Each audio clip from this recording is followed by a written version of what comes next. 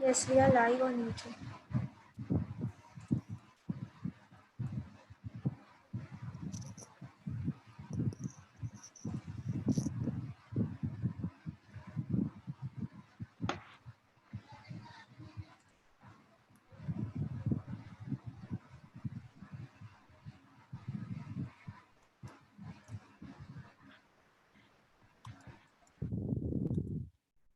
Did Zilphi get a link?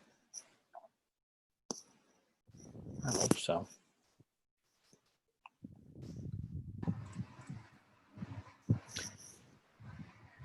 I think we should, there he is. Go ahead, Dr. Alden. Good morning, good afternoon, and good evening. I'm Dr. Errol Alden, President of the International Pediatric Association. The IPA is a 110-year-old global body representing and connecting pediatric professional societies all over the world. Our goals are to address the needs of children and ensure that accurate information is available to both the professionals and the public, so every child has the access to the highest attainable standards of health, the opportunity for optimal growth and development, and the ability to fulfill their potential. The only proven effective method for the advancement of civilization is the care and education of our children. The COVID-19 pandemic poses great risks to families, to communities, and to nations. Coronavirus threatens to overwhelm our health systems. The social distancing and quarantine needed also threatens access to quality education and other services. Urgent action is needed. Today's webinar is the sixth in a series of IPA webinars and issue briefs about children and adolescents during COVID-19 in collaboration with UNICEF and the World Health Organization. I would like to thank all of the speakers and panelists, Dr. Naveen Thacker and the IPA staff, Shraddha Udiker, Lindsay Sobin, Amrita Vanderkirk, and Anita Tawari, and Deity Ravi for their excellent technical support, as well as Gagdan Gupta from UNICEF and Wilson Wari from WHO. It gives me great pleasure to welcome you to today's webinar on safe schools for children during COVID-19. And now I'd like to introduce you to our moderator for today's webinar, Dr. Jonathan Klein. Dr. Klein is Professor of Pediatrics and the Associate Vice Chancellor for Research at the University of Illinois in Chicago. He is a member of the IPA Executive Committee and is the Project Director for our collaboration with UNICEF and WHO. Now, here is our moderator, Dr. John Klein. Thank you, Dr. Alden. Good morning, good afternoon, and good evening, everybody. Thank you so much for joining us today. I want to add my thanks to the folks that Dr. Alden has just mentioned, and also thank Dr. Stephen Peterson and Louay Pearson at UNICEF and Dr. Anshu Batterjee at the World Health Organization, as well as Dr. Buddha, who will be our first speaker, for their roles as part of the planning committee for the collaboration with UNICEF and the WHO with the International Pediatric Association. Our collaboration includes this webinar series. It also includes a somewhat less frequent series of issue briefs that are designed to bring WHO and UNICEF guidance to frontline and community and national health leaders and government leaders in order to help translate that evidence into things that really can be most helpful to children and adolescents and their families and our communities during the COVID-19 pandemic. In addition, there is a feedback loop to the global agencies, and one of our jobs in the collaboration is to bring back needs and comments and requests for specific areas that would be helpful to have some evidence-based guidance in to WHO and their emergency operations process. And so if you have thoughts about that, either put them into the chat or send them into the IPA office after the webinar as well, because we'd like the series to be most useful to everyone involved. We will be repeating this webinar in Spanish and also in French sometime in the coming month. And our latest endeavor will probably involve a Russian version of this as well, since we have many of the former Soviet states that use that for their education. From a logistics perspective, We'd ask you to please put your questions for the panel into the chat or the Q&A function in the Zoom room. And if you're watching and following this on YouTube, to please put them into the YouTube chat. We are monitoring both, and we'll be bringing those questions to the panelists as we go forward during this morning's or this evening's session. We'll have 3 keynote addresses, followed by a short question and answer session. And then we'll have a panel discussion with the other 5 of our speakers, followed by a second question and answer. Should be a really interesting and very important discussion, since this is an issue that we're all struggling with in all of our countries and communities. So without any more delay, let me go ahead and introduce our first speaker, Dr. Zulfikar Buddha. Dr. Buddha is co-director of the Global Child Health Program at the Sick Kids Hospital in Toronto, professor at many different institutions, including at the Aga Khan University, and immediate past president for the International Pediatric Association. Over to you, Dr. Buddha.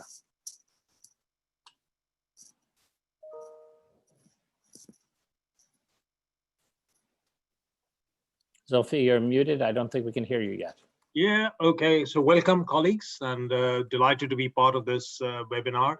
This is, in fact, in the series of webinars that we have planned, one of the most important and topical webinars, because it is something that's vexing people across the world as we begin to plan to live with COVID-19, reopen our businesses, reopen our schools, get people back to work.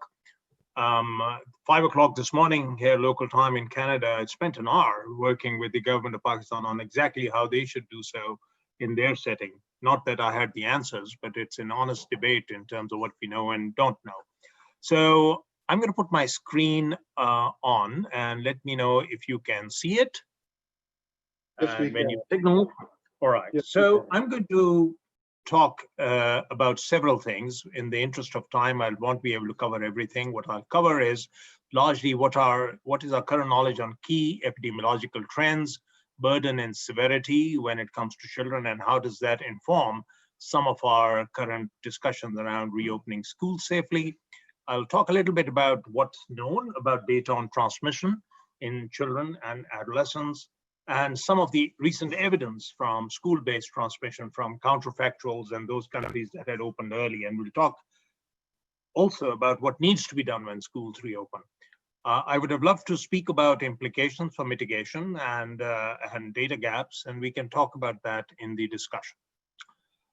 So let me start by saying that this partnership that we have with UNICEF and WHO around trying to do this global information deep dive is a hugely important exercise for the pediatric community. It has given us the opportunity to look at some of the evidence objectively, and also put forward these information briefs that are relatively easy to read and have had quite a significant following in the pediatric community. They're not a substitute for guidance documents such as those from WHO, but these are meant to be supplementary in terms of translating things in a meaningful form to our audiences. So this particular brief that just came out a little over a month ago was focused on the knowledge that we had at that time on epidemiology spectrum and impact on infections in children. And this has been updated as we go along. We will be producing a second version of this in a couple of months. But let me try and share with you what that systematic review undertaken by my group principally talks about. It talks about collation of a large number of case series and case reports and data from over 103 studies that have been put together in order to understand what may be happening with pediatric infections. And we're learning more every day virtually from new data that comes in. So when you look at the relatively larger series from China, from the US, and from the outbreak in Italy, you begin to see quite clearly that there is a gradient. And with the exception of this data from Italy, a relative prevalence of infections by age bands was lowest in children under 1 year of age. And you seem to have higher rates in adolescents, at least from these 3 data, in contrast with what was seen in Italy. The same is the case with Gotzinger's large review that is published in the Lancet, Child and Adolescent Health across 25 centers in Europe. And you begin to see the same, that you have a maximal clustering of cases in this age bracket of 2 to 10, and a smaller proportion in young infants and older adolescents. You seem to have, from the data available, a bimodal pattern, a U-shaped disease severity pattern with more severe illnesses as reflected by ICU admissions. Thankfully, so far, case fatality rates are low, and also amongst younger children, infants in particular. And it's not very clear at this time from the literature, because descriptions are still sketchy, if the higher rates of hospitalization in young infants is much more of a lower threshold issue and concern about outcomes as much as disease severity by objective criteria within these age groups. And as we are moving forward, we're beginning to get better data on this across various studies. The same is the case if you compare with the European data on what has emerged from the US in hospitalization status by age groups. And you'll find that amongst young infants, proportion of hospitalizations were higher compared to older children. And as I said, we are not entirely certain if this reflects more severe disease, but it suffices to say this bimodal pattern is what is important. And for our discussion today, the important thing to note is that for children here in this age bracket, generally the disease is relatively mild and generally treatable on an ambulatory basis without hospitalization. So to summarize from the epidemiology, children are a small proportion of the total reported COVID cases, except for recent data emerging from the south of the US, where as recently as last week, we were told that in Texas, close to around 10% of all patients are in the pediatric age group. So this may very well change as we have greater outbreaks and larger population samples. The disease is generally milder than adults, and there may very well be clustering of multi-system inflammatory syndrome, but now a few months into our knowledge of MISC, what is clear is that it's not a universal association and that it's not a consequence of COVID in many places. It may be associated, it may be related to some host factors, but it should not be influencing our decisions to open schools or not open on the basis of the risk of this rather serious illness. There are some risk factors for both propensity for infection and severe disease, as I said, young age, comorbid conditions.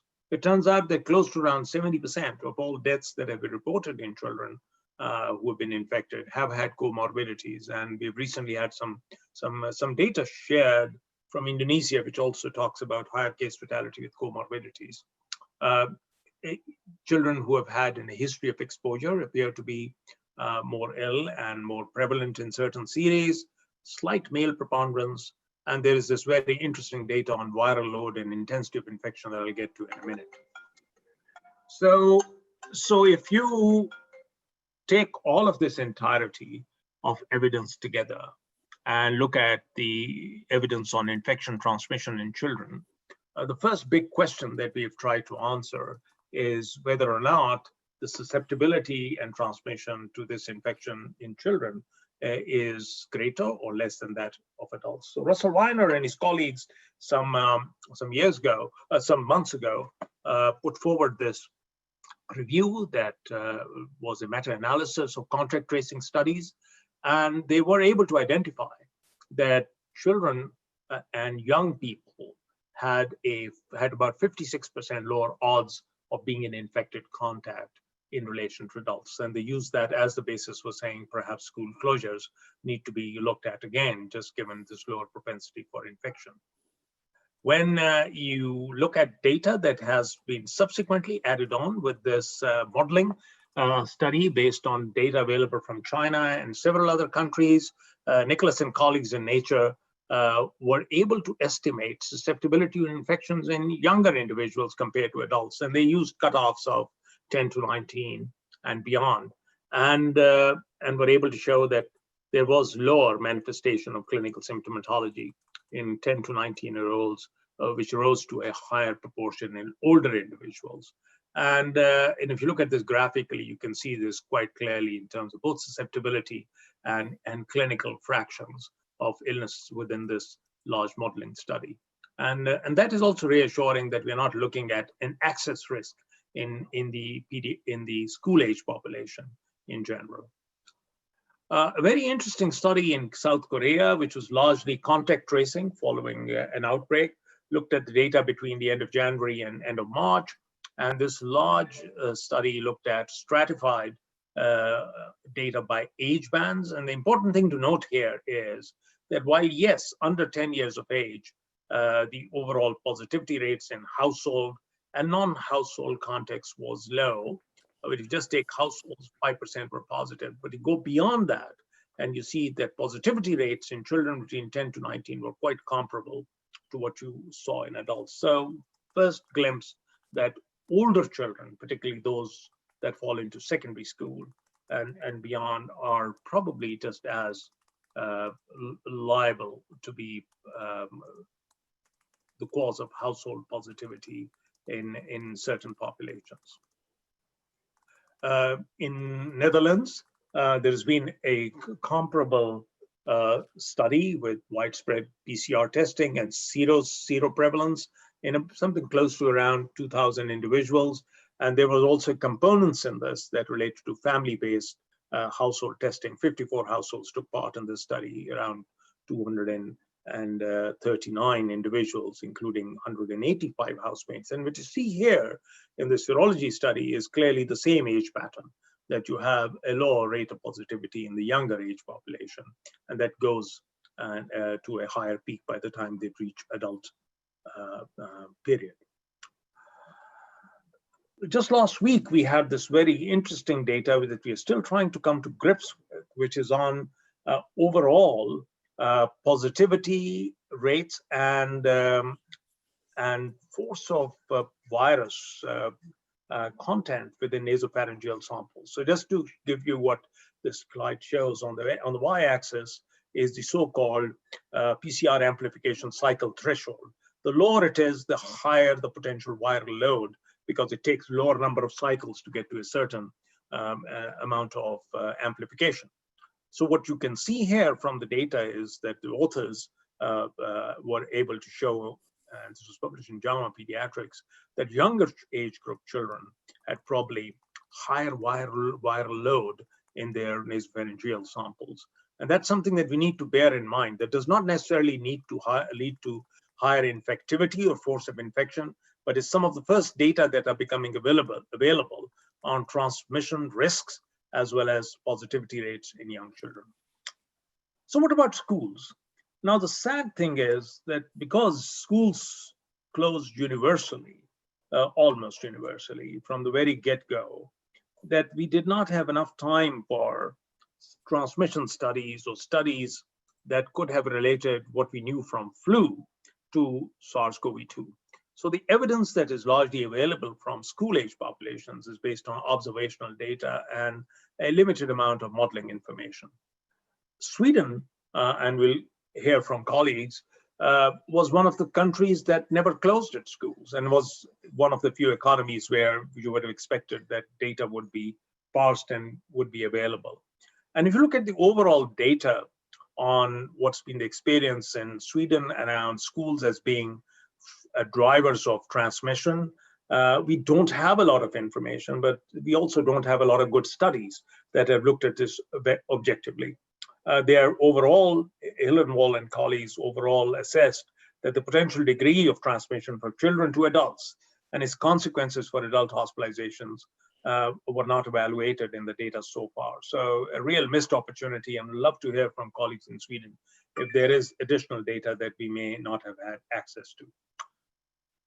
The first glimpse that we have of schools being a vehicle for transmission, a platform for transmission for children, comes from this experience from Israel, where after an early closure by mid-May, they reopened the schools. And there were requirements for health reports, face masks, social distancing, so on and so forth. And in two settings at least, particularly in this large school, secondary, middle and high school in Jerusalem, there was a major outbreak. And by the 24th of May, this had gone from 20%, which went up by the week 22 to 25 to about 41% of proportion of children who were positive. And you can see this graphically here in this data on where the rates of infection were highest. And they were both among students and staff, and there were higher rates of positivity in junior grades compared to higher grades. You see this very clearly here, that children who were in 12th grade or 11th grade had lower rates of positivity, maybe because of better compliance as compared to children in junior classes. And that was one of the reasons schools reclosed in Israel right after that, until they were able to learn how best to handle this. So a real lesson in terms of the pitfalls of premature reopening and what kind of safeguards one needs to put in place in taking this forward. Another data point in terms of the risks that you can get by crowding is from this data from Georgia of children attending a camp. And here you find that there was infection and outbreak, and it was much greater in cabins by cabin size. Those that were large cabin sizes with 16 to 26 individuals, had attack rates of about 50% compared to small cabin sizes, and asymptomatic infection was quite common. So this can happen, friends. So one should not take for granted that a lower rate of infection or a lower severity of infection in children is synonymous with lower transmissibility. Children can transmit, and younger children outside of infancy can transmit as well, although the rates of transmission increase as you go from younger age to older age, school age children. There has been obviously an effort to look at some of this through modeling exercises. And this recent study published online late July has used some models based on calculation of differences between schools that closed and those that remained open through interrupted time series analysis. And the assessment of the investigators in this particular review is that school closures did have an impact in reducing the incidence of COVID-19 at population level, and their estimation on impact on mortality and incidence was between 58 to 62%. So school closures did impact on reduction in risks, and school reopening, by contrast, could potentially, unless one was to put some mitigation strategies in place, potentially increase the risk of transmission. So this is not something to be taken lightly, but it does not mean that we don't reopen schools. I think everybody is agreed that we need to move on and develop strategies that will allow us to reopen schools because of the consequences of prolonged school closures. So as I close, one can conclude that the evidence around risks are fairly uniform and largely derived from surveys and limited in scope, but they tell us that by and large, the clinical severity of illness in younger children is milder than adults, but the risk of transmission in older children and adolescents is quite comparable to what you see in adults. The decision to reopen schools must be taken in full cognizance of this risk and mitigation strategies to protect children, teachers, and family members. So on the family members, I must highlight that at this point in time, we have very little to no data on schools reopening in contexts and situations where there are higher proportion of elderly grandparents and other family members within household structures, which is generally very different in higher income settings or in the proverbial West. So this is something we need to take into account as we develop standard operating procedures. There is an opportunity as we reopen schools, which we will, to undertake robust epidemiological studies to understand transmission and dynamics among children attending schools and their counterparts who are not, because not everybody will go back to school, and to get us a much clearer, robust estimate in diverse settings, both high and low income settings, as to how this can be done. The interventions that we need to put in place must not all be first world interventions. This morning, we were discussing also how, where structural modifications to school are not possible because of economic constraints, you cannot rebuild schools, how one could reduce some of the risks by reducing class size by shifts, school shifts, and also where weather permits open air classes for children where the physical distancing can be ensured without compromising on learning. And of course, on taking safeguards of improving something which is a very low intervention in many school systems, is improving water sanitation, hygiene, and hand hygiene interventions in those settings. So thank you very much for your attention. I look forward to hearing from colleagues and potentially answering your questions in due course. Thanks so much, Dr. Buddha. As always, a wonderful and complete overview, and lots for us to think about. Over now to Dr. Robert Jenkins, who is the Chief of Education at UNICEF, on how do we keep the world's children learning as well as healthy during COVID. Dr. Jenkins.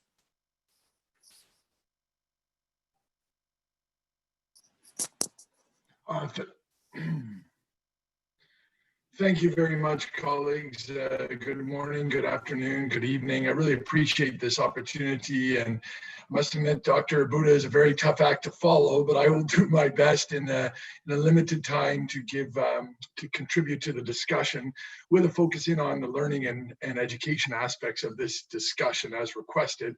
And I very much look forward to the other comments and questions from additional panelists and the participants. I do want to begin just to take a minute and flag let me just advance this. I think I can advance this. I'm not sure if it's advancing. Just give me 1 second. All right. Maybe I'll advance it like this. Just give me 1 second. So sorry.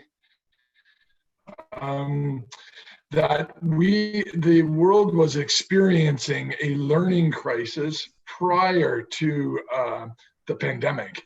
And there we go. I think you're seeing, maybe just somebody can confirm that we're seeing an impact of school closures on children and learning, the slide? No. We're not seeing your shared slide. Yeah, now we can. Amrita Amrita is now putting your slides on. Yeah, we are seeing your slides now.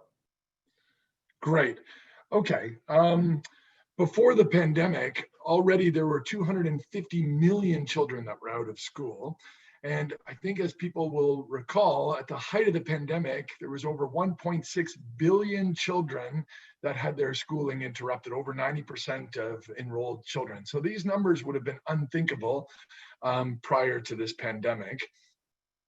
Again, before the pandemic, over 50, just to make sure that we, as a footnote in a sense, or contextual point, the learning crisis was very deep and very broad, with over 50% of children in low and middle income countries were not meeting their minimum learning standards. So the education community, the global community, and governments all over the world were struggling with a learning crisis prior to the pandemic. Pandemic had massive disruption, impact on schooling. Now, with the extended school closures and opening and closing of schools throughout the world, it's accentuating and exaggerating the learning crisis and further deepening disparities. We recognize, and it's been very well documented, very well reported, the digital divide in many countries. The children indeed are affected by school closures in very different ways, in different communities, in different countries, but even right down into in different homes. And those characteristics are important for us to take into consideration during this discussion. And I also want to mention that this is, it's beyond a health crisis in the sense that children's learning is impacted by school closures, but also schools are in many, many countries all over the world, in high-income countries and low-income countries, are platforms of a comprehensive range of services, including school feeding and school health, school nutrition, safety and protection. And with school closures, the children are impacted. The pandemic has had a direct impact, as Dr. Buddha mentioned, on the health of children, but their learning, but also with school closures comes a whole range of challenges that children are facing. And therefore the response needs to take this into consideration. with the data from the Ebola crisis, in which many countries had school closures of 6 months and 9 months, we up to 9 months in one country, we did collect data on the impact, and indeed these other attributes, in addition to the learning loss, but the other services that were disrupted due to the closure of schools had a direct impact on children. So now I'm hoping the slide now talks about results on, I'm just sharing some data on school reopening based on data from 90 countries. So we have been tracking, and with partners, including colleagues on the panel, our colleagues from UNESCO and the World Bank and others, we've been tracking the plans for reopening, and also the implementation of remote learning and reaching children during school closures. And the data on this slide just is a snapshot on some key facts I want to highlight, recognizing time is limited. The good news is that recognizing different children have different access and different tools to continue learning as part of remote learning, many countries employed a wide range of methodologies and platforms to reach children, to mitigate the learning loss. And here are some examples of indeed different strategies that that governments use in order to mitigate learning loss and enable children to continue on their learning pathways during this very challenging time. That included measures to support teachers in their school reopening plans.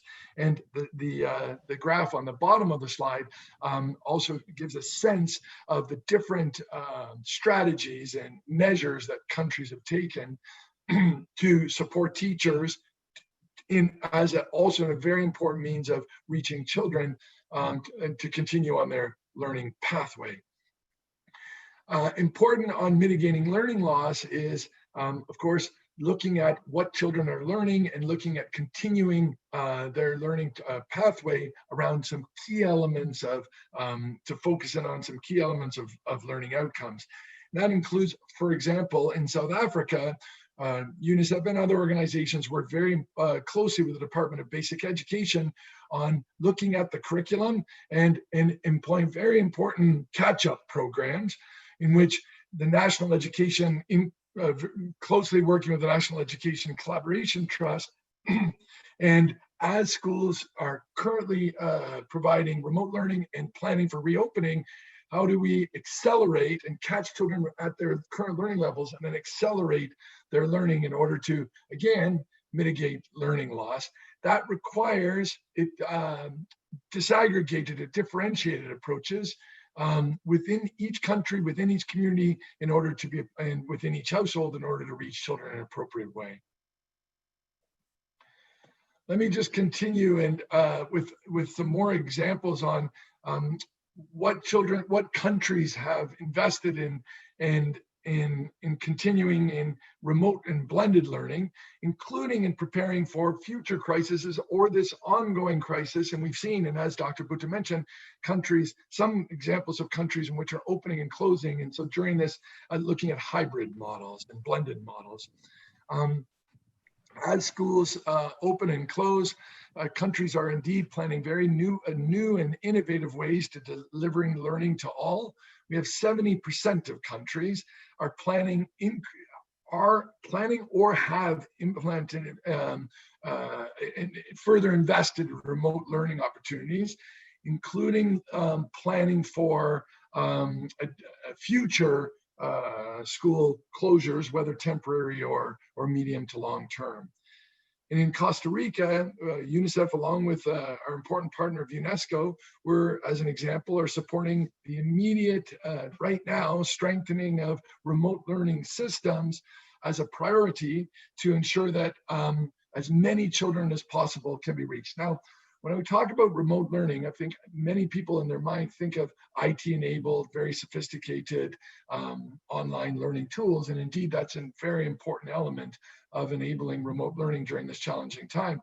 But countries have employed a wide range of tools to access children, from on the whole spectrum of high tech to low tech, including delivering learning materials to households paper, pens, textbooks, etc. So to basically no tech, to radio has been an incredibly powerful tool, to the television, to IT-enabled tools, apps, online, etc. And that hybrid or multiplicity of ways of reaching children has indeed proven critical to reach children in a very diverse context. And the focus on reaching the most vulnerable, we can see has been very widely adopted across the world, with over 74% of countries adopting at least one measure that is focused on reaching the most vulnerable. I do want to just close with, as we move to now, one very important recognition, and as this conversation continues, is, and from previous crises, including the Ebola crisis, we do know that the longer schools remain closed, the greater risk of increased learning loss, which I guess is an obvious statement, but also data is indicated from the Ebola crisis and others that the longer schools are closed, the more challenging it is for the most vulnerable to bridge back into school. In other words, the risk of children not returning to school increases. And that comes with a whole bunch of other risks, as I've mentioned, in addition to loss of learning, but the entire range of services that schools provide, which will have a direct impact on the most vulnerable. There are many different, we have seen in these past few months, many different innovative and very proactive actions that have been taken throughout the world to reach the most vulnerable, to continue children on their learning pathways during this challenging time. And now, as we see the planning of reopening, including all the very important issues around school safety, et cetera, very interesting and innovative ways to enable children to catch up with the learning loss and, again, address the long-standing learning crisis that the world has been experiencing prior to the crisis. So thanks again for this opportunity. I look forward to continuing the discussion. I now hand over to, let me stop sharing here, and I'm going to hand over to Nicole Gray, Professor Nicola Gray from the International Association for Adolescent Health. Over to you, Nicole. Thank you very much. Hopefully you can see my screen and hear me okay. Yes, we can. Yes, I'm very good. pleased.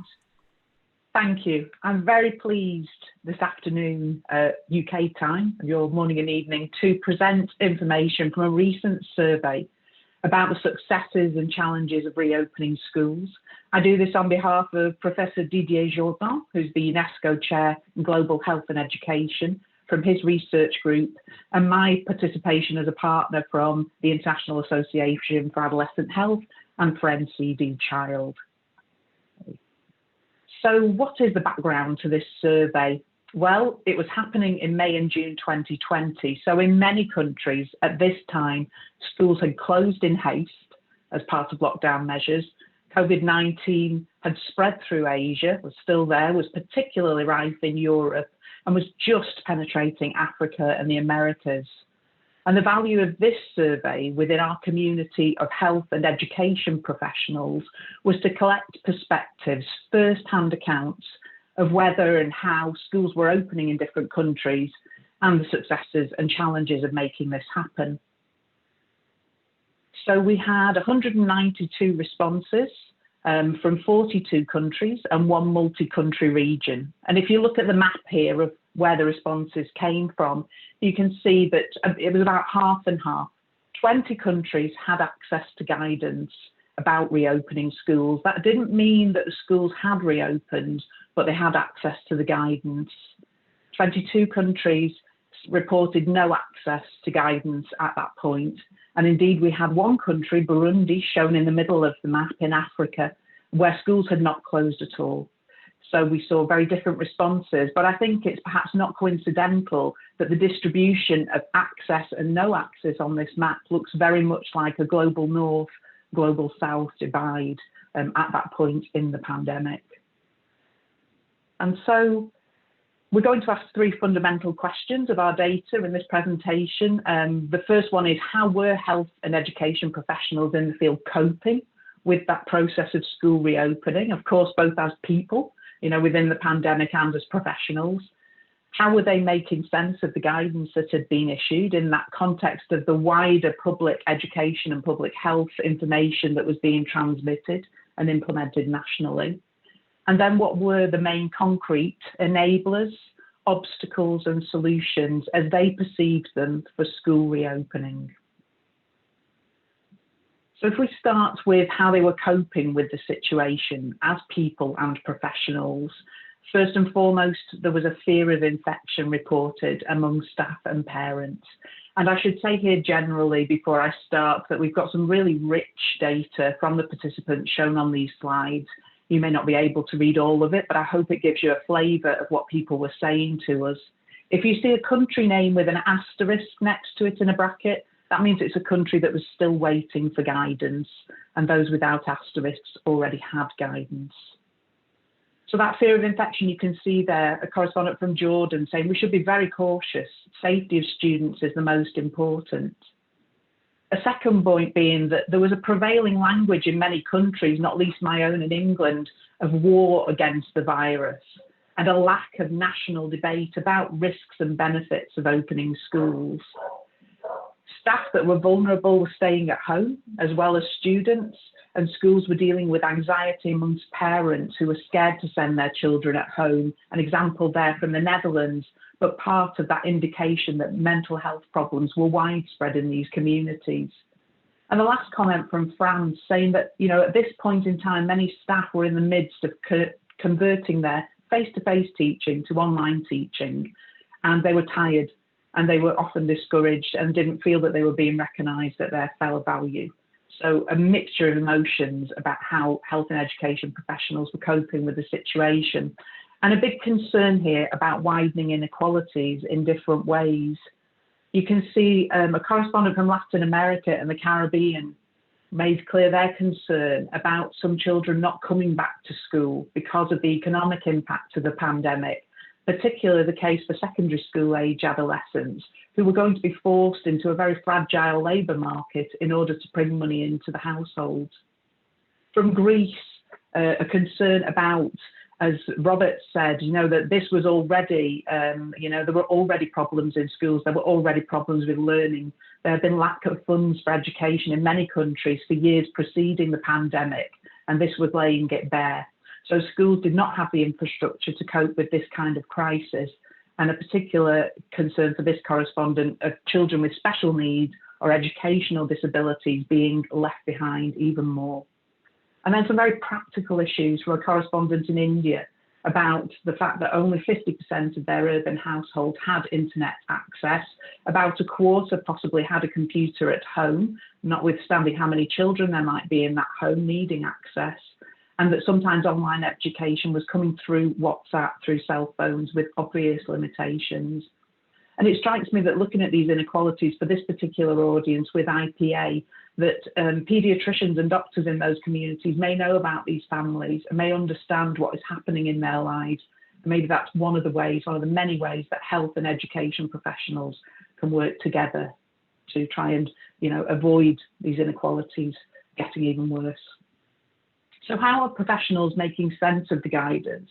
We asked our respondents to tell us about the guidance, but we didn't go and check it afterwards. So this was very much their descriptions and what were the important points for them in the return to school. If we start with authorship of the guidance at a national level, the majority reported that health advisors were there in a leading role. And so 10 joint health and education for 10 countries, and 5 more countries where it was very much health-led. There was a 2-stage translation process, at least 2 stages in some countries going on, and very creative ways of communicating the guidance to teachers and to families. And then there was some variation in autonomy for schools to be able to implement the guidance according to their context. So let me show you how these quotes fit with those themes. You can see at the top quote there from Australia. this different translation stages. So the central government set up the guidelines. They've been modified and adapted by the state premier, the state of Victoria, ironically, in this case, and then the school is communicating with the families and students. Apologies for the car alarm going off in the background if you can hear it. Those still waiting for guidance in the Republic of Moldova were talking about how they needed flexibility. They needed to ensure that there was learning and sharing of things that were happening in other countries, and this seminar is very important for helping with that. Those creative strategies for communication, radio, as Robert also said, has been very important in this crisis, and we had other countries telling us about local community loudspeakers. We had people talking about debates, about posters, lots of different ways that communication was getting out there. And then to this autonomy theme, we have one extreme here from Namibia where they were saying there's absolutely no freedom for schools to deviate from the set guidelines. We had a response from the US to say there's incredible freedom in how to apply the guidelines, but most people were sitting in the middle and saying, yes, the guidelines are serious, but we do have some flexibility in, recognizing our school and community context and how we implement them. The elements of the guidance that they spoke about, so you can see here, 20 countries had guidance, and of those, 17 at the bottom were saying about class size reduction, its associated effect on social distancing, making that possible in classes. They knew that there was something in their guidance about that. Hygiene measures, very important.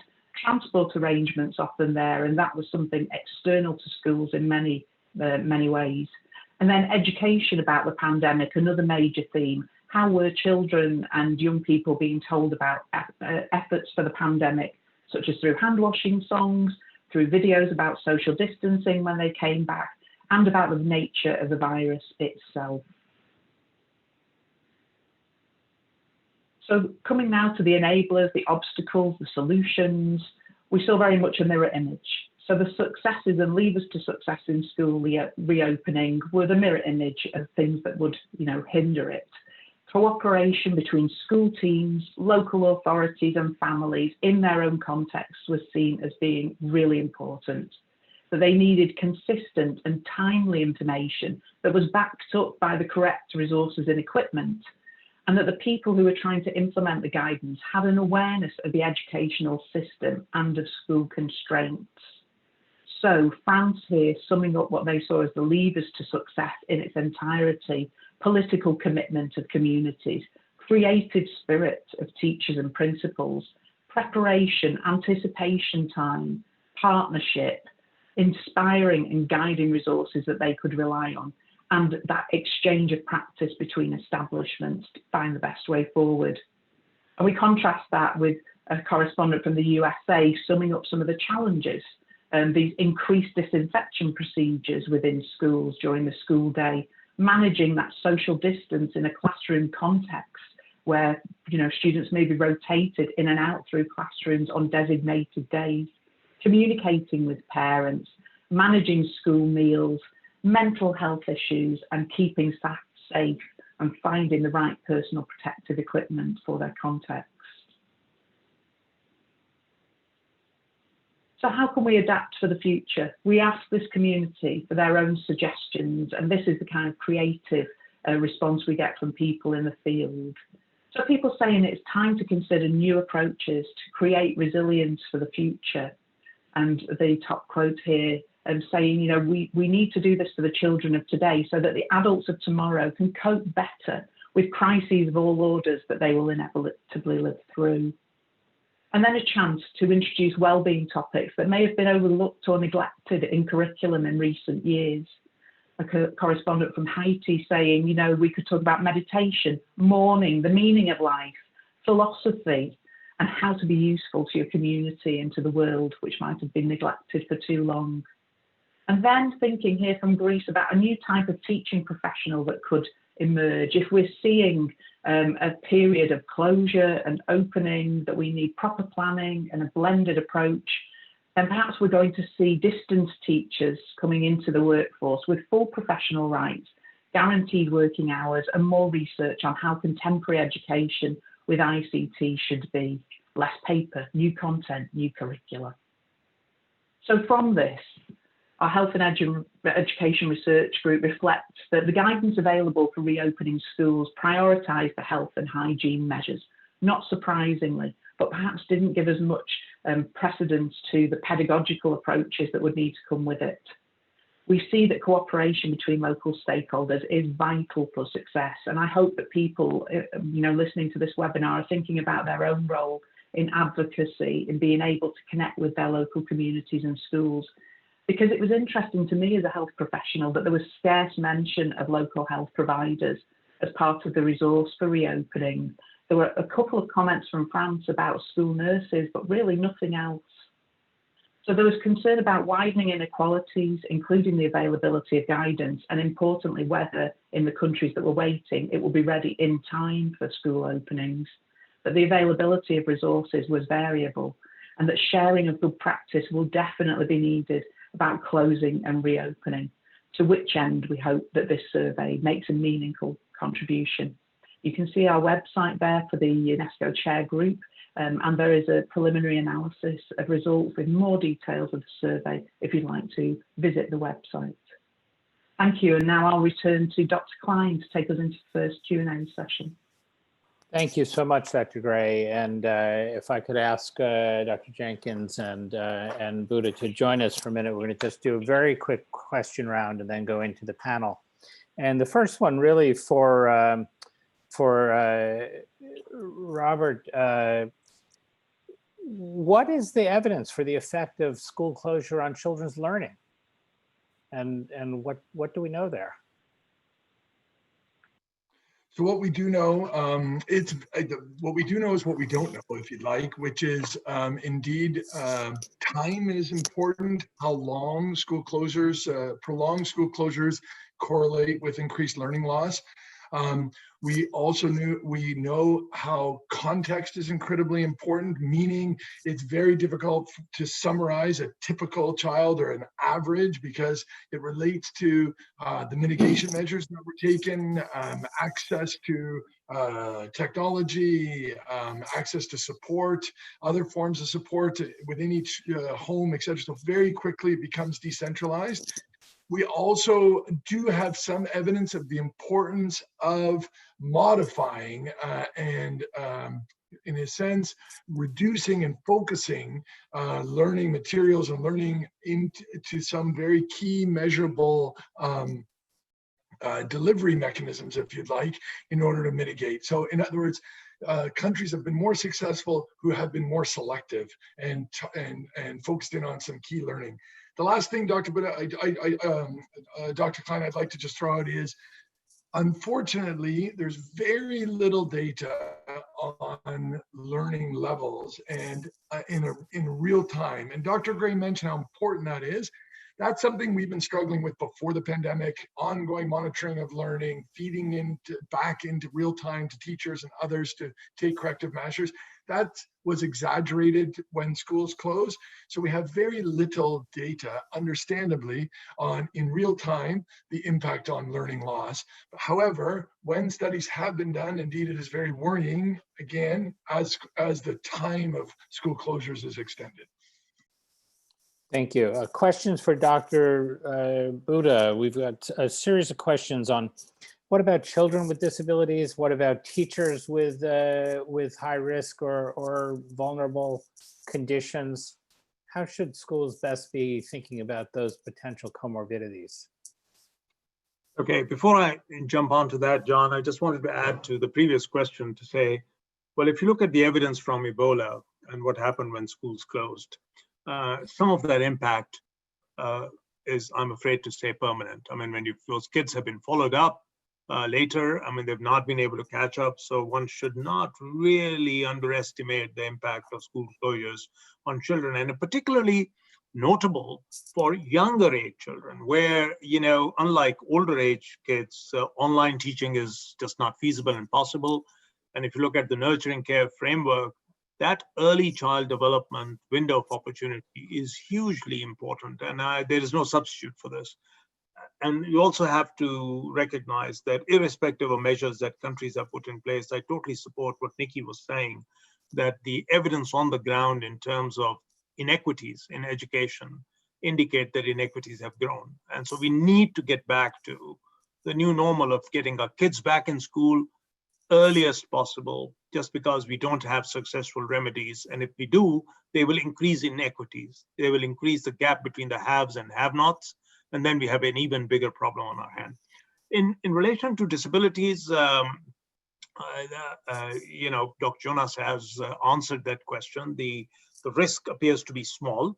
Comorbidities are a different issue because the data on that is mixed, but there is evidence to indicate that the clustering of comorbidities in those handful of children who have not had a successful outcome of COVID infection is higher than otherwise. And this is particularly notable in data from New York and New Jersey, that if you look at the dozen or so deaths within the pediatric age group, they largely had comorbidities. So I think we need to be cognizant of various things. I'm asked a question, I was asked that this morning, what about children with malnutrition? So we're talking about significant comorbidities that increase the propensity for serious complications, mounting an immune response, and therefore one needs to be very careful in that age group. Now, what are the implications for schools restarting? I think one needs to take parents into confidence in terms of determining where the balance of risk and benefit for children who have significant comorbid conditions. Maybe it's that they may require some alternative strategies. And also for teachers, we are now very clear that they do have a risk of infection within this context of school exposure. So therefore, teachers need to take the same precautions as anybody else would, wearing a mask, hand sanitization, avoidance of groups and clustering, which may be difficult in young children, particularly taking care during break time, meal times. So those are the standard operating procedures that we need to develop for this new normal until the time that the force of infection that we are currently observing dies down. And there is some evidence that it will over time, but we are not there yet.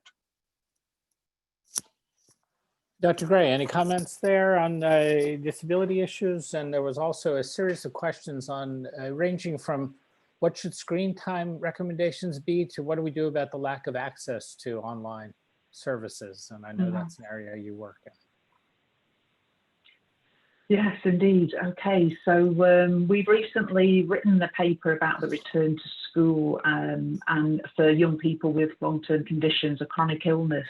And we recognise that there are three situations possibly that will help thinking about this. One is there's obviously a group of children and young people who have conditions where for some period of time it may not yet be possible to go back to school.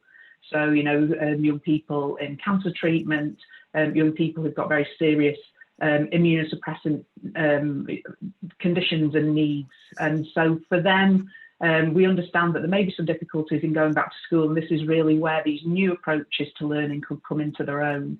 There's a second situation, let's say, where we have young people who have very well-controlled chronic illness, so maybe asthma or diabetes. And in this situation, the evidence suggests that, the benefit of going back to school, is really, overshadows the risk. They need to be mindful. They need to, take precautions in terms of, the hygiene measures. But actually, that going back to school is for as many children as we can will really help. Not least because in some cases, school provides the routine around which parents think about giving medication or where they get exercise. And so there are lots of benefits of going to school for young people with chronic illness if they can. But we think there's a third situation also where maybe their adherence to medication is not ideal. When we're thinking about the interesting links we're seeing with childhood obesity or, diabetes that's not very well controlled, there has to be great conversations between the school team and between the healthcare team for that family, and making sure that we have a plan, and that we recognise what the risks are for those young people. But it's got to be very much an individual approach. And many countries have plans for school where we could improve the communication, because too often parents become like a go-between, and it really is an opportunity for health and education to be working more close together. You'd asked about screen time. Yes, it's amazing, isn't it? During this school holiday, my two boys are spending so much time on screens, and I'm actually thankful for it, because it is the way that they can continue to socialise with their friends when lockdown is in place. And so I think that there will be an influx of new research about what is happening in terms of screen time, with a lot of mitigating factors about what the screen time is being used for. Maybe before this, the screens are being used for certain activities, and now we will see that those activities are broadening out. So I think I'm afraid I can't give you data-based answers to those questions, but I think that we will see some very interesting data coming forward soon. Thank you so much. And thank you to all three of these speakers for their interventions today. So we're now going to move to the panel. We've got a half an hour left, which still leaves us a few minutes for question and answer if our panelists stay on time, and we'll do our best to remind them of their cutoffs. Although most of them have indicated they can stay with us for a bit longer for additional questions, of which there are dozens right now. But let me start the panel off with the broad question that keeps coming up, which is that with so much unknown, how can we really support the goals of both health and education? And let me introduce all five of the panelists, and then we'll go right through them in that order. Dr. Sally Goza, President of the American Academy of Pediatrics, will go first, followed by Dr. Jonas Ludvigsen from the Karolinska Institute, followed by Dr. Zulkifli Ismail from the Malaysia Pediatric Association and the Asia Pacific Pediatric Societies, then Mr. Chris Castle, who's chief of the section on education and health at UNESCO, and then finally Dr. Anshu Banerjee at the World Health Organization. So over to you, Sally. We're looking forward to your comments.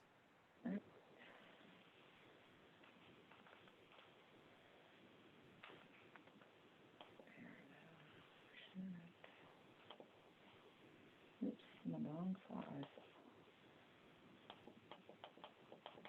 Get to the right slide. There we go. Say hello, everyone. I'm happy to be here with you today. This past March, the schools across the United States closed their buildings and canceled in-person classes to contain the spread of COVID-19 virus. Now, as policymakers and school leaders make plans to reopen schools for the coming year, the Academy has issued guidance and is working with our nation's health and education experts to ensure that when schools reopen, they reopen safely. The importance of in-person learning is well documented, and there's already evidence of the negative impact school closures have had on children in the spring of 2020. On June 25th, the American Academy of Pediatrics published our guidance for school reentry, which provides recommendations for safely reopening schools in the fall. The AAP strongly advocates that the goal should be to have students physically present in school, but this should only happen with careful measures to keep students and staff safe. School leaders and local public health officials need to work together to ensure safety for children, teachers, and staff.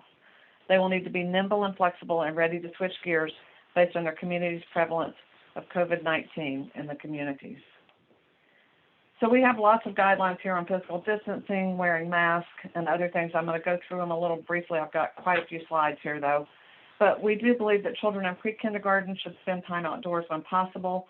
Hand washing and coordinating classes are especially important. And it may not be possible to keep that children 3 to 6 feet apart, but we need to try as much as we can, and that the adults should wear the cloth face coverings. For elementary students, should wear cloth face coverings if possible, especially if they can be encouraged not to touch their mouth or nose. Desks can be 3 to 6 feet apart. Classes should be cohorted to minimize crossover, and children should use outdoor spaces when possible. For secondary school students, they should wear cloth face coverings, especially when they're unable to stay 6 feet from others. Desks should be 6 feet apart. Students should avoid close contact, go outdoors if possible, and teachers should really try to rotate into the classrooms rather than the students. We also don't think that they should try not to use lockers where children congregate if at all possible as well. And for adults, should maintain 6 feet of physical distancing, wear face coverings, and practice frequent hand washing. Meetings should take place for the teachers virtually if possible. Parents should be discouraged from entering the school buildings. Physical barriers could be placed in reception areas and employee workspaces, and congregating in shared spaces such as staff lounges and areas should be discouraged. So I'm going to go through, and this just talks about the face coverings, which I've talked about. We do have some issues about social distancing issues, busing, making sure that we take into account physical distancing, possibly have assigned seats, make sure all children on the buses use face coverings, and even have a physical barrier for the bus driver. Hallways, try to have one-way walking in hallways, try to have students change classes if they have to at different times in cohorts so that they're not mixing and mingling. Maximizing distance by reimagining where students eat, having them eat outside when possible, eat in their classrooms and do things like that. And then on playgrounds, it's going to be hard to enforce physical distancing, but managing the group sizes and cohorting so that there are not so many out there at one time. Frequent hand washing should be done everywhere. Reduce high-touch areas as much as possible and clean when you can't. Reduce them, leaving the school, the rooms to the doors open to the classrooms, having ways to try to really reduce those things. Screening and testing, temperature and symptom screening at schools may not be so feasible, but we really feel like parents should be very much encouraged to keep their children or adolescent home if they're ill. We don't really recommend testing prior to school reentry because it can only give a false sense of security. We know if you test one day, doesn't mean that you'll be negative 2 days from there. Staff or students with symptoms should be encouraged to contact their medical provider and discuss the fact that they probably need testing. We know that students will be sent home more from school when sick this year. Hopefully they will not come when they're sick. Schools will need clearance from pediatricians before return is permitted. And then it talks about testing for known exposures and then also for patients with symptoms so that we can do tracking and isolating when needed. The CDC's return to school criteria is here. It's changing a little bit. They're going away from the 2 negative COVID tests, but they are saying pediatrician confirming alternative diagnosis and afebrile for 3 days without fever-reducing meds. Then 3 days without fever and respiratory symptoms improved in 10 days since symptoms started for children that are symptomatic, and then 10 days after test with no symptoms or 14 days after exposure to a known contact. We've had a consistent messaging on this. I actually, on July 7th, went to the White House and participated in a roundtable comprised of educators, students, and school and public health officials about safely reopening schools. The clear messages we sent and continue to send to our nation's leaders are that school is important for child health. We must develop strategies that can be revised based on COVID transmission in the school and community, and that this work must be done in collaboration with state and local public health authorities, and recognizes the differences between school populations in urban, suburban, and rural areas. We stress that policies be feasible and appropriate for a student's development and reflect the differential impacts that COVID and associated school closures have had on different races and vulnerable populations, including those who are medically fragile, live in poverty, or have developmental challenges, special health care needs, or disabilities. And finally, to reopen schools in a way that maximizes safety, learning, and the well-being of children, teachers, and school staff, we need substantial new investments in our schools and campuses. Of course, as new evidence emerges and our understanding of COVID, the pandemic evolves, we will continually update our guidance to help education, public health, and national, state, and local leadership create policies for school reentry that foster the overall health of children so they can get the many health, academic, and social benefits that school provides to ensure they have a healthy future. Thank you. And I'm going to turn it over to Dr. Ludvigsen now.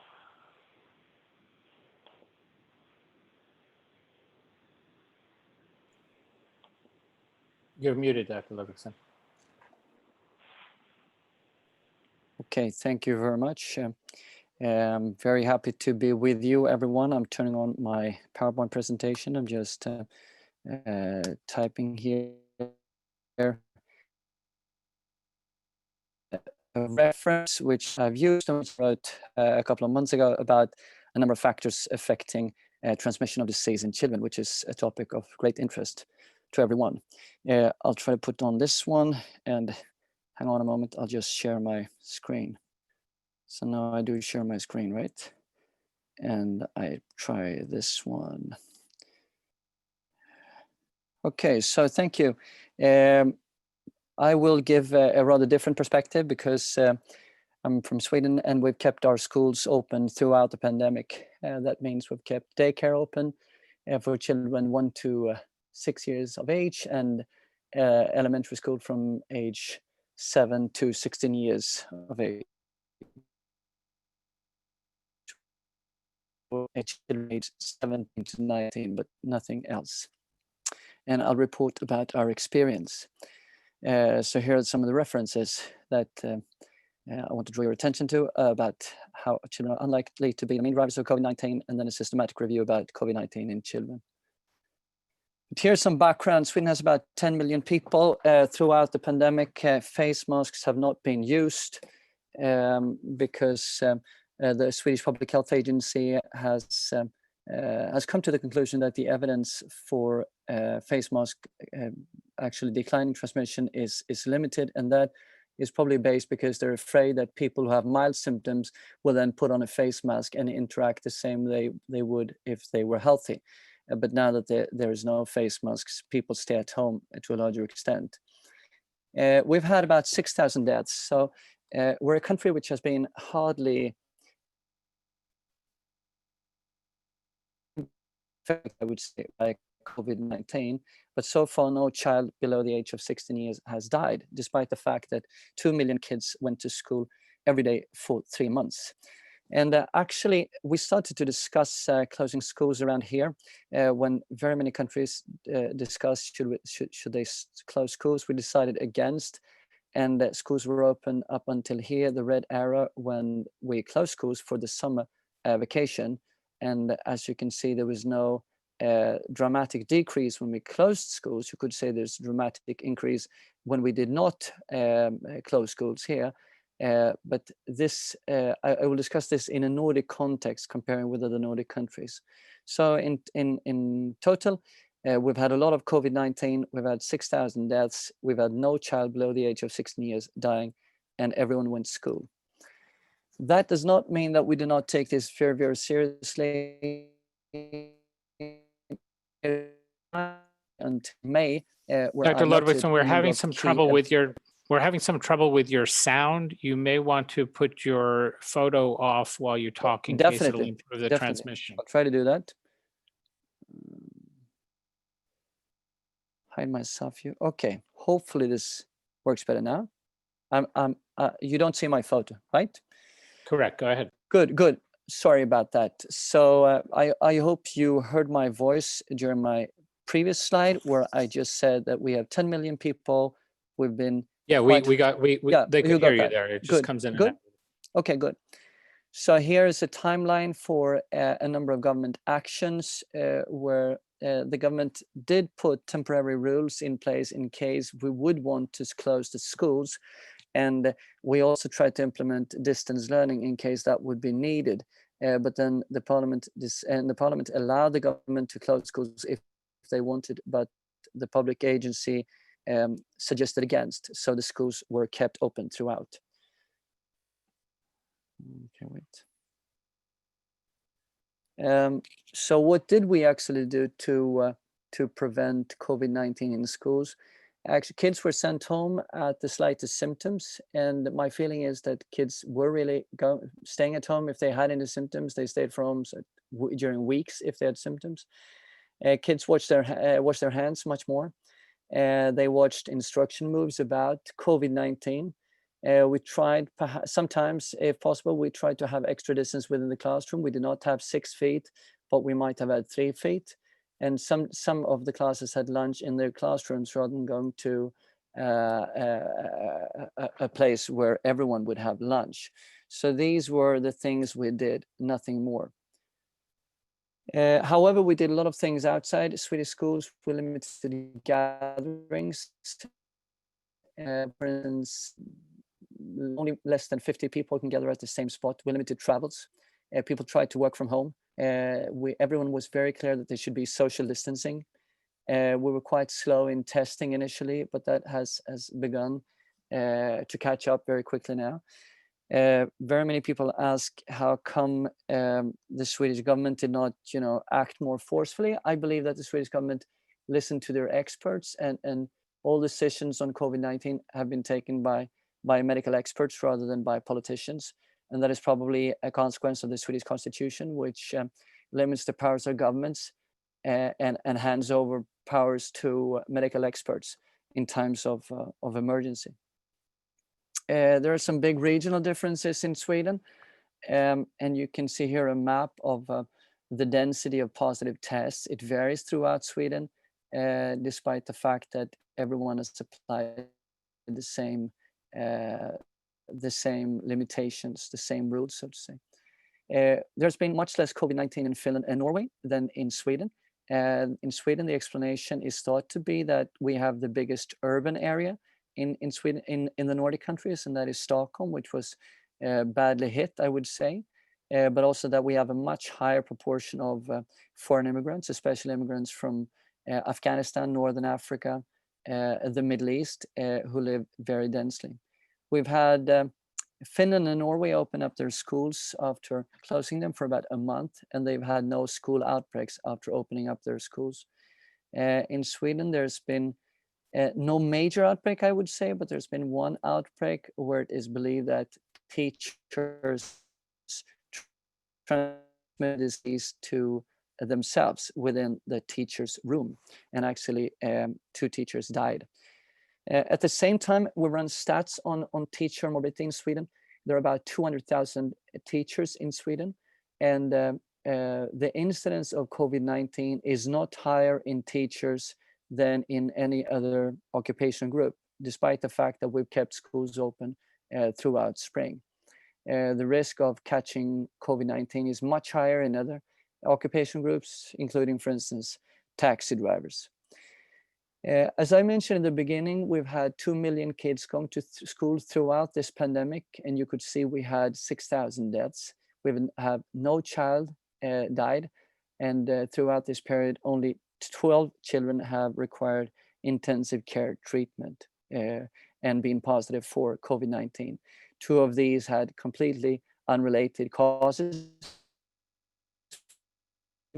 One, another had alcoholic intoxication, but we also had a few patients where it's really not known whether it was because of COVID-19 that they were treated in intensive care unit or because of their comorbidity. And with that, I'd like to thank you for inviting me to give an overview of the situation in Sweden. Thank you very much. Thanks so much. And now over to Dr. Zulkifli Ismail from Malaysia.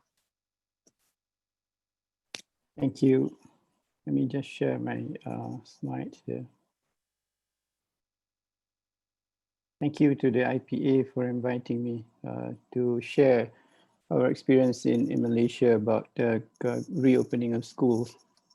I just want to start off with this slide, which shows the chronology of COVID-19 in Malaysia. This is just to show that we actually have enough problems with our political, social issues. We had a change in the Prime Minister in early March, just before WHO declared a pandemic.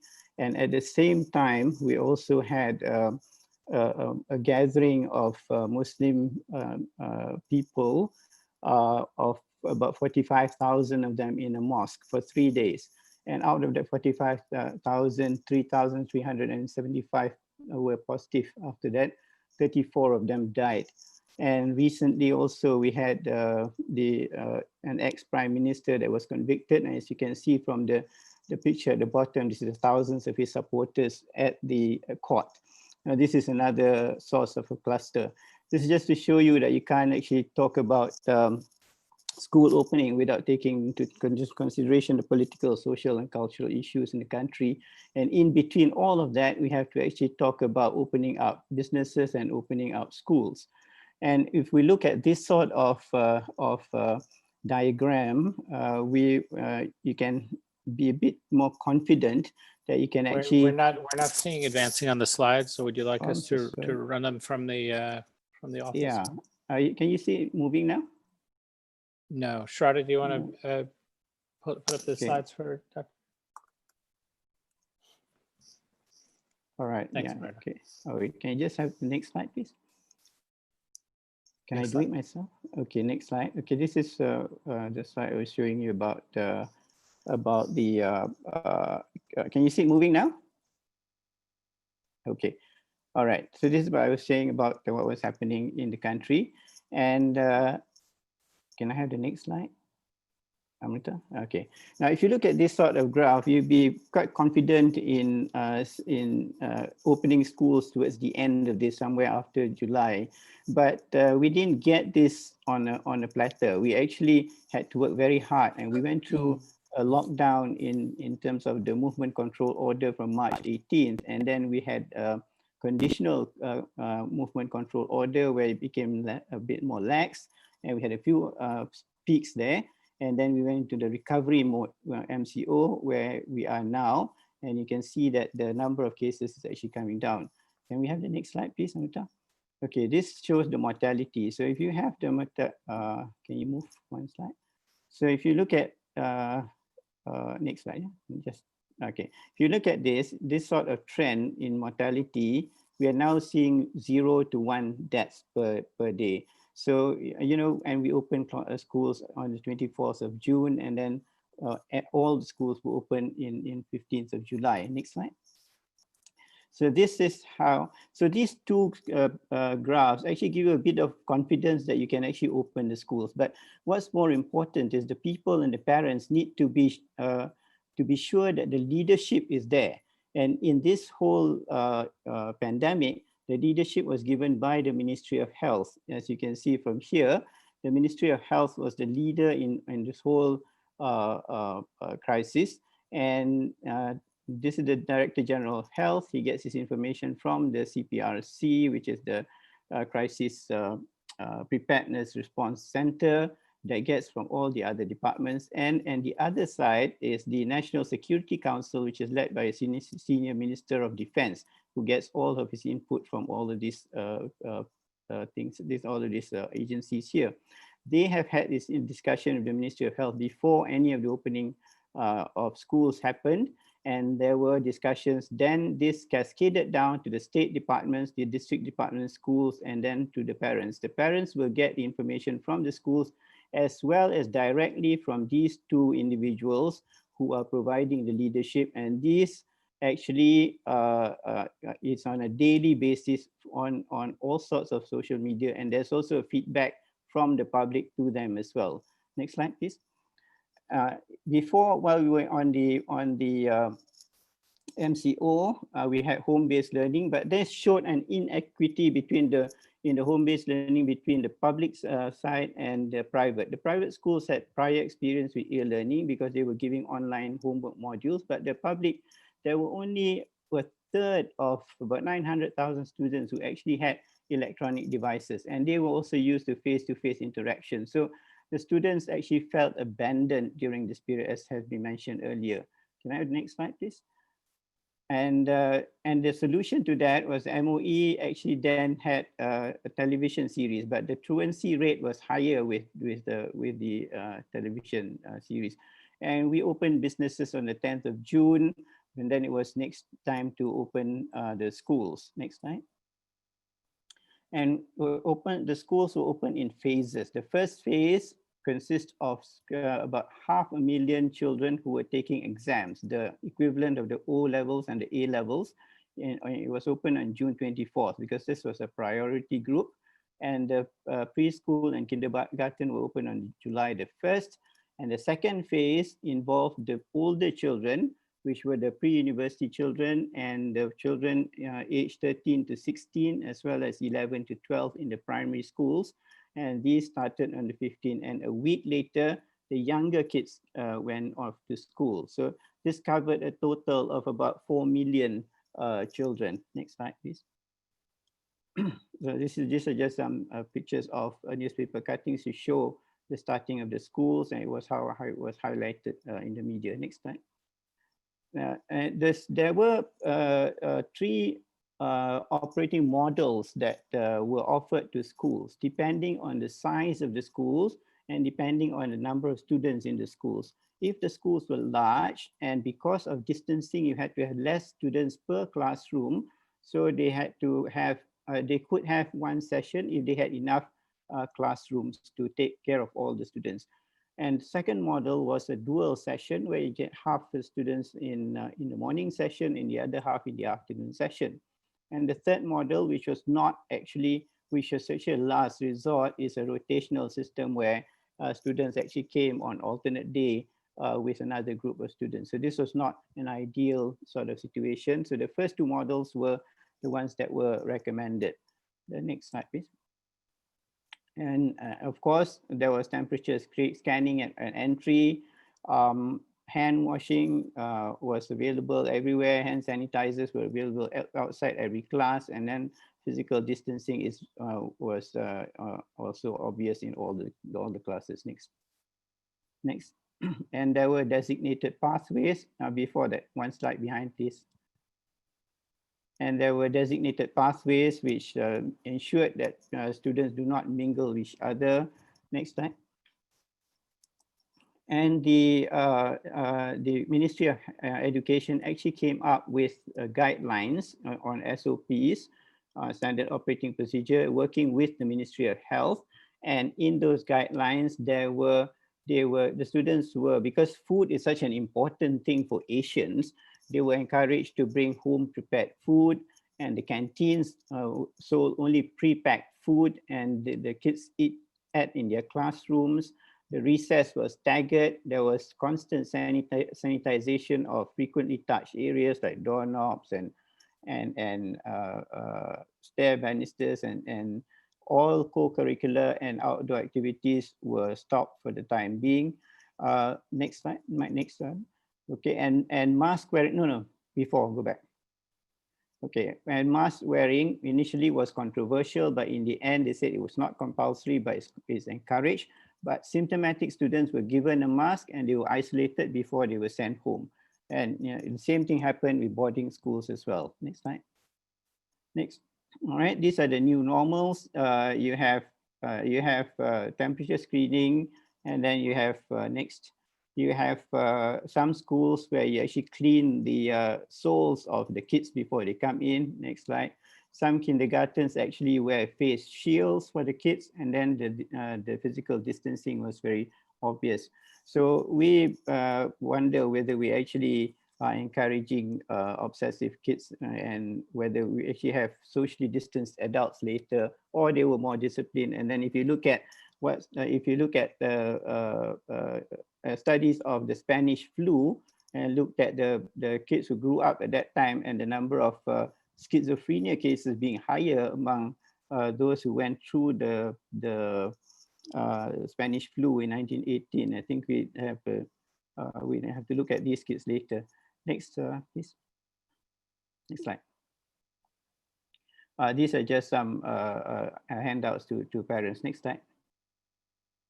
All right. The parents were also giving feedback, and these are actually examples of feedback on social media. And they were just issues about the too many parents were crowding at the same time while sending. There was no after school kind of SOP. Next slide. And there was no briefing to the parents. Some schools did not practice the social distancing in the classroom, and some of the SOPs were not actually practiced. So these are feedback that are given to the ministry, and they will then go on the ground and see whether it's actually being implemented. Next slide.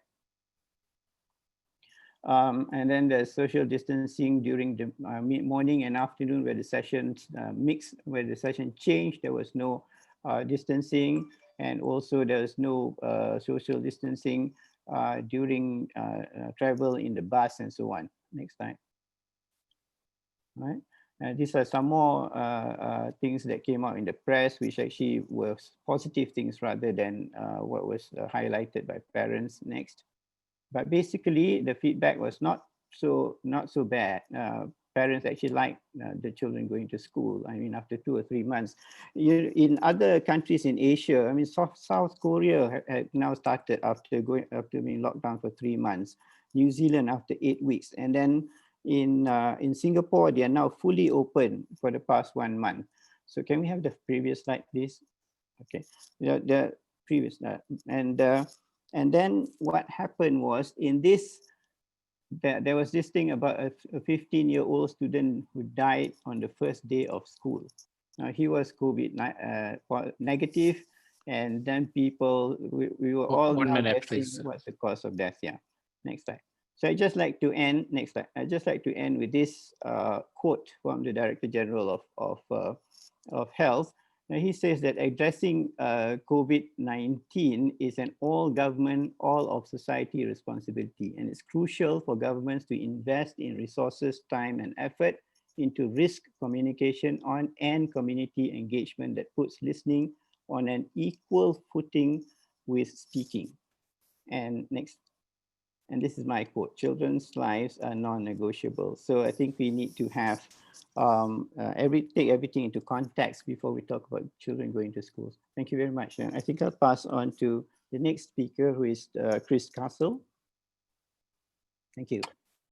Terrific. Thanks very much, and to the IPA for the invitation to participate in this important webinar. There's been some really very excellent presentations.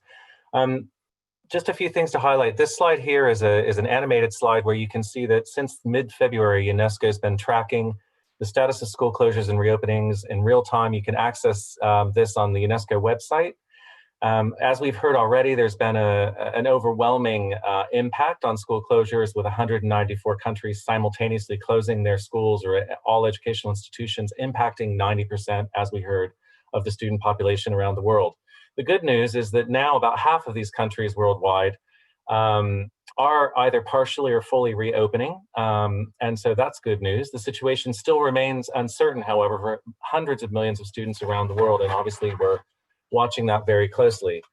On the next slide, just a few more points to bring up specifically. One is that in 32 of the most densely populated countries, with more than 567 million students, we still don't have a decision on when schools will reopen. So there still remains an enormous amount of uncertainty linked to a huge range of factors about when schools will reopen for these students.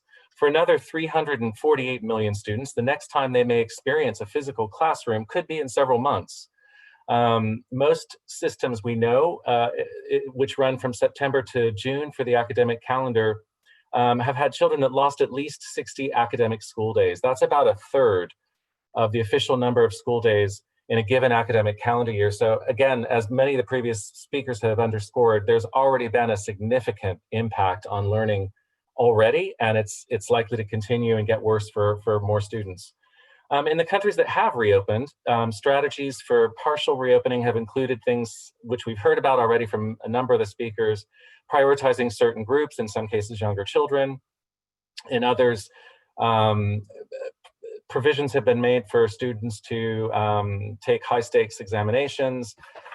Just a couple of other things to touch on. As we know, there have also been school shifts, breaking classes into smaller groups, rotations, a various range of things in order to try and enable schools to cope with, to strive towards the safest possible experience for students, teachers, and other school staff. I've heard a number of times references to teachers who are very important, but we also have to remember cafeteria workers, janitors, and others who work in the schools are also important to think about and protect their safety too. Again, the physical distancing and use of masks, we've heard about improved hand washing and hand washing facilities, and promoting hand washing continues to be very important, extra surface and equipment cleaning, and in some cases, temperature checks in schools. So for the last slide, and I think building on Dr. Gray's presentation about guidance, I just wanted to mention that one of the things that UNESCO and its partners, particularly UNICEF and the World Health Organization and others in the UN system, are looking at beyond the guidance that's already been made available, is this idea of building on lessons learned from the COVID-19 response so far, obviously identifying risks. We heard a lot about concerns around equity, which is very important, learning discontinuity, protection, well-being, etc. Also conditions around accessibility, curricula, teacher support. I really appreciate in particular those presenters who've reminded us of low and middle income countries that have major issues with internet access and screen access in the home, bandwidth issues, etc., which we really do have to constantly be thinking about low and no tech solutions to support distance learning when schools are closed or reclosed. I think one of the things that we're very concerned about is how we can support local and national leaders to be supported to make better and informed evidence-based decisions on when to reopen or reclose schools across a wide range of contexts. And I think, there's been And I completely agree with, and I think UNESCO's position is consistent with the desire to open schools as much as possible, but we do have to balance that with the risks that a number of the presenters have presented, which is why, unfortunately, it's a little bit of a complicated situation with regards to, we don't have a one-size-fits-all kind of, this is when and how you reopen schools. It really does depend on a wide range of issues, particularly the local context and local infection rates. The other issue that we're paying a lot of attention to is what we can do now to invest in a stronger education system capacity when we do reopen, and to confront a possible COVID-19 resurgence or even other infectious outbreaks in the future. So I think one of the things that we've all really taken to heart from the COVID-19 pandemic is that we need to make sure that schools are more resilient in future, that we want to build back not only better, but we need to build back education systems resilient so that we can withstand either COVID-19 resurgence or other infectious disease outbreaks. Thank you very much. Thank you. Now it's my pleasure to invite Dr. Anshu Banerjee from the World Health Organization, who will be the next presenter. Thanks, Chris, and it's a pleasure to be part of this webinar. A lot has already been said, so I'll just try to make a few points at the end of this webinar. First of all, I think the long-term impact of COVID and inequities, because I do think that the impact of COVID is going to make it more difficult for us to achieve the SDGs, but also for people and for students, young people at the moment, it's more difficult to be able to find work afterwards. It will have economic impact for those who will be left behind in their educational outcomes, etc. As well, we have gender issues here. I think girls are more likely to drop out of school and then also less likely to go back to school when schools reopen. And so there are a lot of different aspects, I think, and therefore the quote that we saw about, whole of government, whole of society approach is very appropriate here. Secondly, also, the digital divide has already been mentioned, and I think we saw also from the presentation from Dr. Zulkifli about the 3 models of school reopening, let's say, whereby you alternate sessions or alternate days. These should be, I think, models that low-income countries can use where there's no digital access and children will not be able to do tele-education, let's say, through digital access. And at the same time, it's, I think, a clear case of risk-benefit analysis when we should open or close schools. And we should really look at feasibility of the measures that have been proposed. I think a lot have been said about what could be done. But I think one point that we should keep in mind and that we haven't touched upon yet is, I think, the lessons learned that we have seen from the COVID response in general is that where there is good testing and contact tracing, countries have actually been able to control the outbreak, the epidemic within their country. And so I think we need to look at the issue of school opening and reopening or closing, really also within the local context, look at the local epidemiology, and most likely we should move away from national decisions to local decisions based on the recommendations of physical distancing, et cetera, all the recommendations that have been highlighted earlier, but really to leave it to the local health authorities and the local school authorities to decide what the risk-benefit analysis is, let's say, in relation to the local outbreak, and whether there is sufficient capacity to do contact tracing, testing, etc., and to respond to a potential outbreak in the community, and look at that in relation to potential school closing, or if the school was closed, reopening. When do you reopen again? And I think as this is going to become the new normal, I think that is really the direction we should look at, and that school opening and closing should not be national decisions, but really local decisions, whereby the local epidemiology is going to play a big role, and the potential for the local response to do contact tracing, testing, etc., in order to be able to control any local outbreak is going to be much more important in future. It does mean, however, also, I think financing that both social, let's say social services in general, I think will need to have additional support in order to be able to put in place a number of these measures. But keeping the long term in perspective, let's say, I think it's really important that we do that. So those are my additional comments to this wonderful seminar.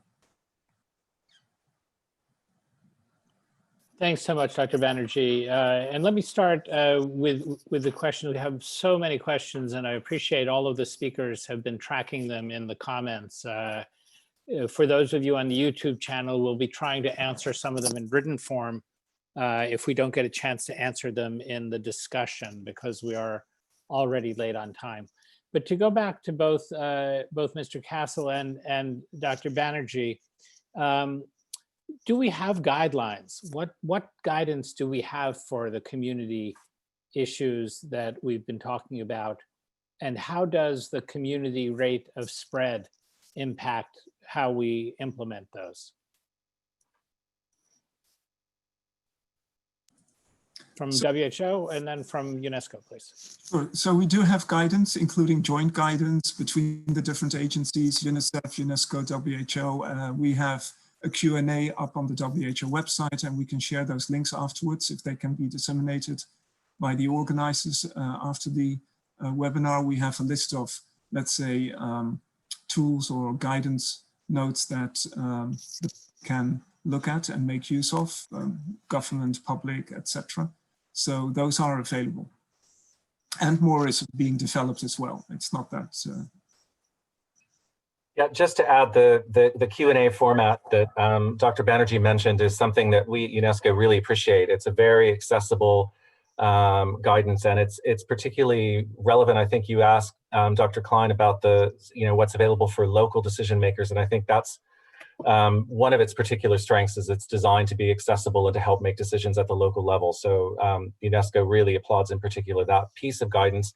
And as Dr. Banerjee says, we're collaborating and partnering with UNICEF and others to produce more guidance as we get more evidence and as we understand better the way the epidemic is going and how we can pull that together in future. So we have many, many questions. What I'm going to do is do a lightning round and ask any of our panelists that would like to have a last 30 seconds or 45 seconds to go ahead, because I know some of you have other engagements that you need to go to. So let's start with Dr. Goza from the American Academy. Any last comments? Just thank you for having me. This has been very enlightening. I love hearing everything that's going on. As you all know, in the United States, we, especially where I am in the South, we have a surge of COVID, and so we are looking at it being local as to how schools open here. We don't have a federal response. We're really looking to our local health departments and school leaders to figure out what we can do and how to slow the spread here. So thank you guys, and I will look forward to hearing more about all of this. Any last thoughts from Sweden, Dr. Ludvigsson? And you're muted, or maybe not. Okay, now I'm not, sorry. I mean, I agree with everyone's wish to open up schools because I think it's crucial for children's learning to go to school.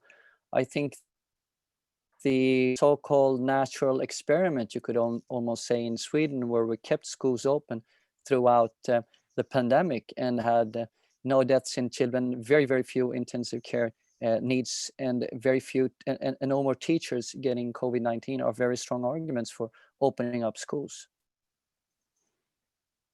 Any last or additional thoughts from Malaysia, Dr. Ismail?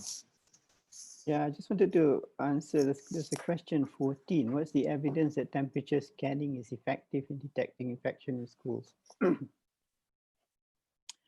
I don't think there is any evidence, and I think it's just to see whether there's any fever in the child. I don't think there's any evidence at all. I mean, everybody's doing it now. It started in China, and then everybody is doing it in every other part of the world. So I really don't believe that it works, and we're doing it because everybody else does it. I don't know whether any of the other panelists have any opinions about that. Anshu, do you want to take a shot at that one? Well, temperature taking, I think, is seen as one of the general measures. I think it's recommended. Impact, it's maybe difficult to measure, but with Ebola, it was also one of the standard measures to screen people for fever. So I think that's the reason why this is being recommended at the moment as well. I think we've had some interesting debates about whether it is the equivalent of taking the shoes off at the airport. And you know, it creates a barrier, it creates a checkpoint. Whether it actually screens effectively is a different question. And so that's a complex issue, which unfortunately I think we don't have great evidence for yet, but hopefully that will emerge. So there was a series of questions about mental health. Sorry, John, the temperature check might just be a barrier, as you said, a barrier for people who normally would maybe go to the office if they felt unwell, maybe be for them a kind of threshold to say, well, maybe I won't go in today. So, but it's difficult to measure. Exactly. A series of questions about mental health, and I'd refer people also, there was an adolescent and mental health webinar that is on the YouTube channel that spent more than 90 minutes on that issue alone as an additional resource. But any brief comment on how school closure and mental health are related? I think I'll throw that one to both Chris and Nikki. Sure, thanks a lot for that. I was actually part of that webinar, and I want to just first of all thank IPA for organizing such a high quality webinar. It's really, I've learned a lot, and I think in the times we find ourselves in, it's super important to have access to trusted, accurate, scientific based information such as what we've heard today. So congratulations and thank you for that. In terms of the health and well-being, yeah, just to mention that you know, we are getting, and as Robert Jenkins mentioned, we're getting more and more information about the impact of school closures on health and well-being, particularly the well-being part and mental health. And I think that it's all adding up to what we would expect, which is that it's very detrimental to any individual's well-being and mental health when they don't have the opportunity to socialize, especially children and young people. And we do have more and more information and evidence coming in about, you know, what can be done to try and mitigate that. But the reality is, and I'm very, very pleased to hear almost every speaker in this session underscore the value and importance of in-person physical attendance in school. We really, one of the things I think we have learned, and I'm sure more evidence will confirm it, is that, you know, in different countries, we've done what we can to keep up with distance learning through, you know, low to high tech solutions. But the reality is it doesn't come anywhere close to replacing the value of being in the classroom, not just for learning, but also for health and well-being, that social interaction with peers, and also with trusted adults, teachers, and others. So I think the evidence is pointing to that, and I think we'll see more and more of that in future. I think we walk into a very uncertain future where we're likely to see school closures and reopenings over a period of months, depending on what's happening with COVID infection rates. And this is going to be very concerning to all the stakeholders involved, to parents, to students, and to staff within schools.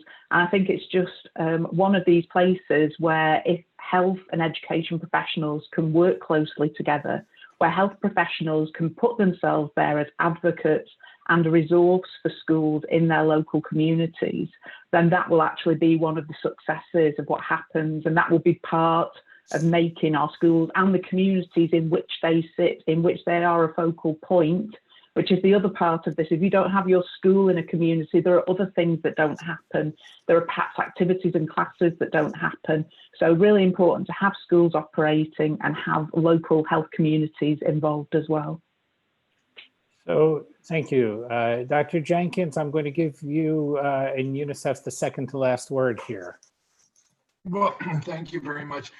I think I'll just say, express an appreciation for the collaboration between the various sectors, the education community, health community, but within the United Nations system, with academics, with others. I completely agree with Dr. Gray's comment just now, which is we're in very uncertain times. And I think collaboration, partnership, communication, sharing of this evidence, constructively dialoguing is key, and being led by indeed the evidence and the experts. So thanks to everyone for the collaboration and the partnership, and we very much remain committed to continuing this conversation and working with you all very closely. Thank you. And again, thank you to all of the panelists, to all of the participants on behalf of the International Pediatric Association and UNICEF and WHO for your collaboration in this webinar series, as well as on today's session. And thank you also to our colleagues from UNESCO for coming into it with the wonderful knowledge base and data that you bring to that discussion. As I said at the beginning, we'll be repeating the Safe Schools webinar in Spanish and in French sometime over the coming weeks. We'll be planning a Russian webinar summarizing several of the webinars to date, including this one. And we hope that you'll continue to follow the IPA's YouTube channel as a subscription, so that you'll get notices in advance of the webinars that are being planned as part of this series. I want to again thank all of the staff and Dr. Naveen Thakur in the office in India, who have been maintaining the technology and the support for the social media for this event and the whole series. And to especially thank Dr. Gagan Gupta at UNICEF for having helped plan and arrange this particular webinar in the series. Again, thank you, everybody. Have a good and safe day or evening, depending on where you are. And thanks again for participating today. Thank you. Bye. Bye.